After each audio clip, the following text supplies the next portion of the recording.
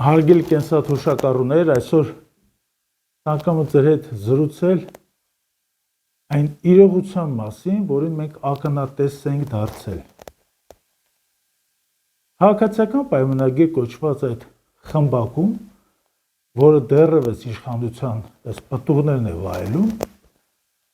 կան մարդիկ, ովքեր պնդում են, որ 3 միլիոնը դա էդ ինչ մեծ փող է, որ հիշեցնեմ ինչի մասն է խոսքը։ Նոր տարվա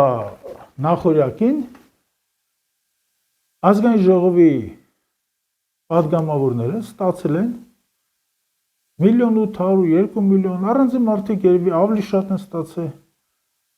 մեծ գումարներին տեղակ չենք լինի երբեք,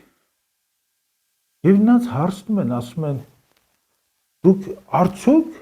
չեք գտնում, որ դա ճիշտ չէ, երբ որ երկրում 22%-անոց աղքատություն կա, երբ որ երկրում օրինակ 6%, 0.7 այդ կարգի աղքատություն կա, ծայրահեղ աղքատություն, չէ՞, ասում են, լավ, դա ո՞նց է կոկորտով գնալու։ Ինչ են ասում սա։ Ասում են, քիչ է այդ գումարը։ Մենք շատ ենք աշխատում, մենք լավ ենք աշխատում։ Դա ո՞նց կարա մի մարդ ստանա թոշակառուի 25 տարվա թոշակը բացարձակ թվով։ Դա արդար է,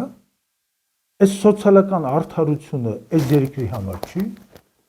Հիմա այդ խեղճ ու կրակ մարդիկ ինչ անեն։ Իրենց որ պատին խփեն, որ 2 կոպեկ վաստակեն։ Նստած տեղներդ ոչինչ չանելով, այս պետությունը սարքել եք Կովկասի ամենաթույլ, ամենապարտվողական պետությունն եք սարքել, ու ասում եք մեզ քիչ է գումար տալիս։ Դելի ժողովուրդ, համեստության մասին, առաքինության մասին, կամ մեծահասակներին հարգելու նրանց վիճակի մեջ մտնելու մասին ցանկություն այս վարչախմբի մեջ չկա։ Մի փնտրեք, մի խաբվեք։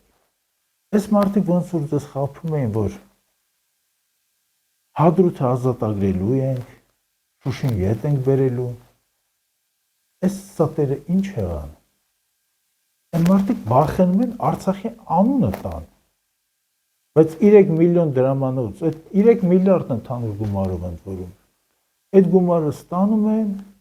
ուտում են, ըրզում են, բառ չունեմ ասելու։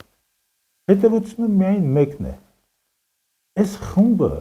պետք է քաղաքականությունից ընդմիշտ հեռանա։ Եվ մենք ձեր օգնությամբ, սիրելի բարեկամներ, դա կկատարենք ամառվա սկզբին, հունիս ամսին։ Լավ եղեք, վստահ եղեք, հաղթանակը հայ ժողովրդինն է լինելու։